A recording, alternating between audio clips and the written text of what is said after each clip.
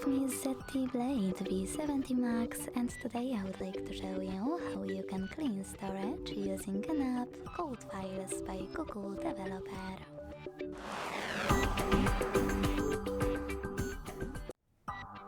Begin by opening Play Store and downloading free app called Files by Google. When it's ready, launch it. Now to set it up, tap on Continue.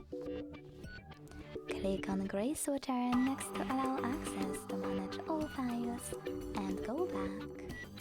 Finally, you can tap on those three lines at the top left corner. Select Clean. Hit Clean under Junk Files, and last but not least, Clear in the backup. As you can see, after that, storage of my device was successfully cleaned. Thanks so much for watching. If you enjoyed this video, don't forget to leave a like, comment and subscribe.